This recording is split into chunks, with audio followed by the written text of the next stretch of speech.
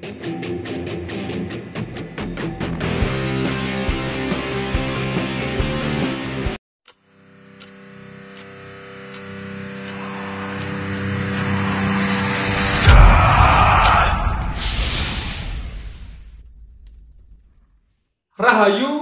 Rahayu, Rahayu. Ketemu lagi dengan saya, Teddy Wahyono, di channel tempat mengenal keris dan pusaka Nusantara lainnya dengan akal sehat dan hati terbuka. Nah, untuk kali ini saya akan membahas tentang salah satu hal penting ya, tentang alasan mengapa keris atau tosan aji lainnya itu diwarangi. Jadi sebenarnya alasannya apa? Nanti ada 4 alasan yang akan saya bahas. Yang 2 itu dari sisi eksoteris atau teknis ya. Yang 2 lagi itu dari sisi esoteris atau sisi gaib. Jadi memang ada tujuan khususnya dalam mewarangi sebuah keris ataupun tidak mewarangi sebuah keris. Nah, sebelum saya bahas, buat teman-teman yang belum subscribe, silahkan subscribe dulu biar tidak ketinggalan informasi dari channel ini. Nah, langsung saja saya bahas ya. Jadi, informasi tentang pengetahuan warangan atau mewarangi bila pusaka ini saya dapat. Jadi, ini nanti penjelasannya. Ini yang pertama dari senior-senior di bidang perkerisan di paguyuban, dari seorang empu tempat saya belajar, juga dari beberapa teman yang cukup berpengalaman di bidang mewarangi pusaka. Jadi salah satunya adalah Pak Slamet Kedinding ya di Surabaya. Saya dulu sering mewarangi ke beliau dan sering tanya-tanya ke beliau. Nah, kebetulan saya dulu juga kuliahnya di bidang kimia, jadi tahu sedikit lah tentang reaksi oksidasi pada permukaan bila logam, terutama besi ya. Besi. Nah, yang pertama saya bahas, kita tahu bahwa keris ada yang diwarangi, contohnya ini ya. Nah, ini yang contoh diwarangi ya. Jadi warnanya ini hitam semua ya, keleng gitu loh. Ada juga jadi keris yang tidak diwarangi seperti ini. Nah, ini contoh tidak diwarangi, istilah putihan. Jadi pampurnya nggak terlalu kelihatan ya. Kalau hitam yang hitam plus. Nah, ini yang putihan.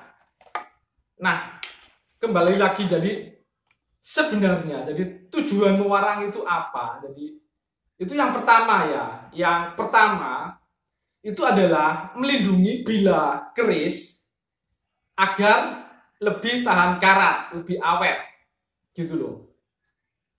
Loh kok lebih awet? Bukannya banyak beredar, jadi mewarangi justru merusak bila keris. Jadi membuat korosi permukaan bila keris. Jadi itu juga nggak salah, itu juga benar. Tapi sebenarnya ya bikin korosi merusak bila keris itu adalah waktu proses sebelum mewarangi, itu proses mutih. Karena syarat mewarangi itu bila harus dibersihkan. Dan untuk membersihkannya itu dengan larutan asam. Biasanya asam jeruk nipis atau asam-asam lain ya, campuran. Jadi itu untuk membersihkan bila dan membuka pori-pori. Dan itu pasti ada lapisan yang terkelupas istilahnya.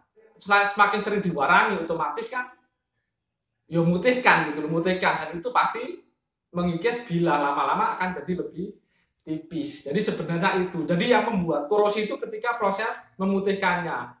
Dan proses mewarangi itu sebenarnya itu sama kalau di era modern sini itu melindungi permukaan logam itu dari karat. Contohnya bronir, semacam pelapis anti karat ya.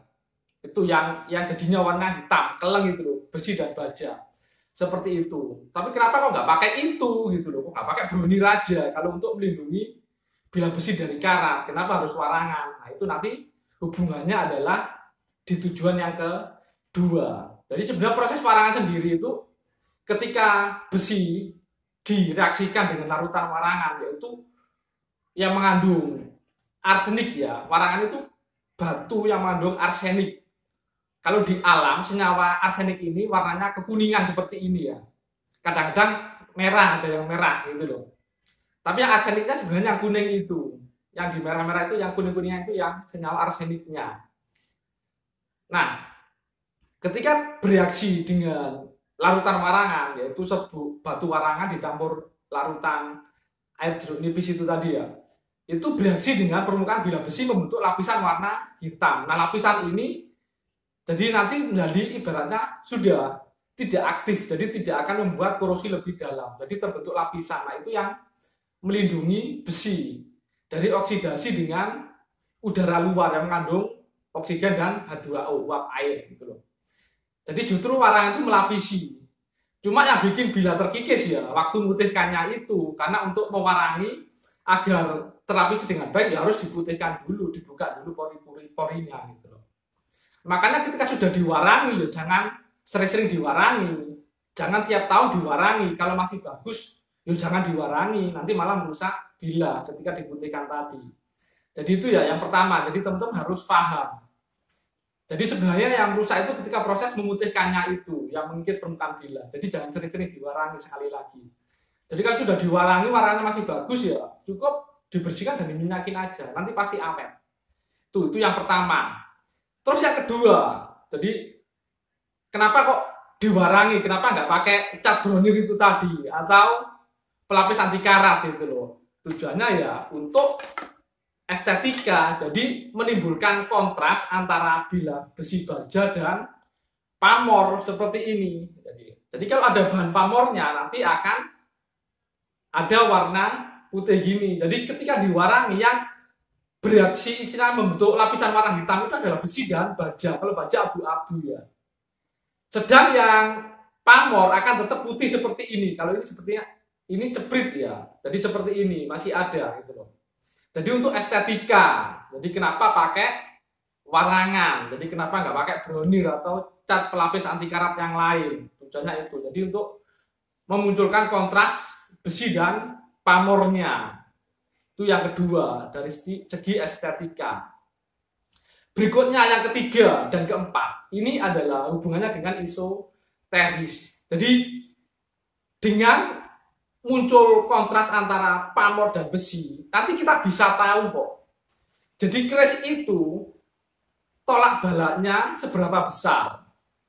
Karet dekennya, tuah karet dekennya seberapa besar. Tuah kawibawannya atau kadigdayanya berapa besar. Nah ini diingat-ingat, jadi teman-teman nggak perlu tanya-tanya ke paranormal atau ke saya atau ke orang pintar, tak kasih tahu. Ini ilmu dari empu langsung ya. Jadi sebuah keris ketika lebih banyak warna hitamnya, gelapnya, besi dan bajanya, itu sifat tolak balaknya lebih besar. Ketika pamornya yang lebih banyak bahan pamornya, itu tinggal lihat, itu pamor melumah apa pamor miring. Kalau pamor melumah, itu sifat atau tuah karet dekennya yang lebih besar. Jadi untuk pamor-pamor melumah itu cenderung ke karet deken untuk tuahnya. Sedang untuk pamor-pamor yang miring, itu lebih ke kadigdayan atau kewibawaan dan ketigdayaan.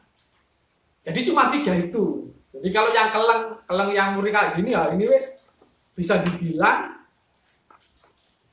ya ini tolak balak, hampir semuanya tolak balak gitu loh. Makanya keris-keris keleng, jimatan keleng itu memang untuk tolak balak gitu loh. Kalau yang ini kebetulan kebanyakan itemnya ya, jadi pamornya cuma ceprit-ceprit aja. Cuma ceprit-ceprit kalau teman-teman perhatikan. Jadi tetap kadigdayanya ada banyak, pamornya ini melumah ke karet deken. Kalau pamornya miring ke kadigdayan. Tuh. Nah itu yang ketiga ya. Sekarang berikutnya yang terakhir. Jadi ini hubungannya dengan dunia paranormal ya, paranormal. Ada keris-keris yang diwarangi, ada yang tidak. Saya ini orangnya iseng ya. Makanya tadi ada keris saya yang tidak saya warangi, sebenarnya ada lagi gitu. Nanti teman-teman bisa buktikan sendiri, bisa coba sendiri. Terutama yang tahu doa bakar dupa, pasti tahu juga doa memasukkan sesuatu ke dalam sebuah benda gitu loh. Nah, ketika keris pusaka yang sudah diwarangi, karena memang warangan itu ya mengandung batu ya, batunya mengandung arsenik ya. Jadi sifatnya kalau arsenik itu kayak fosfor.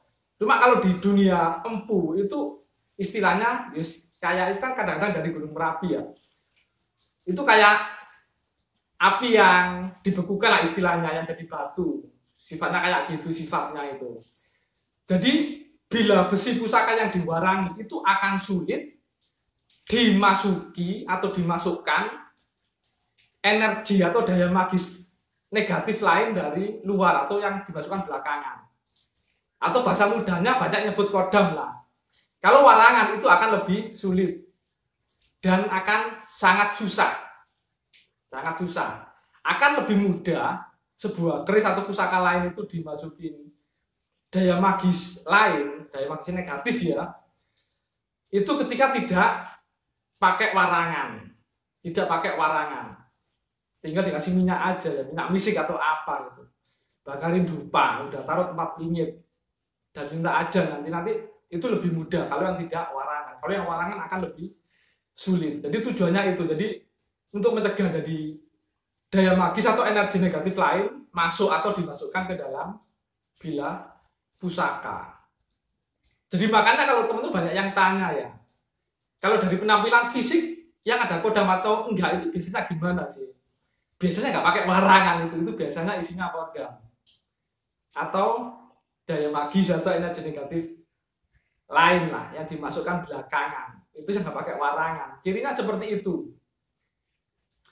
Jadi terserah nanti, silakan komen di sini atau ini mengada-ada, tapi teman-teman bisa buktikan sendiri nanti. Kalian sudah tahu doa bakar dupa, itu pasti tahu doa masukkan kodam atau daya magis lain ke sebuah benda. Itu nanti akan lebih mudah ya enggak warangan. Kalau yang warangan akan lebih sulit dimasukkan energi dari luar, energi negatif dari luar. Nah, itu saja informasi dari saya. Semoga bermanfaat dan jangan lupa like dan subscribe-nya.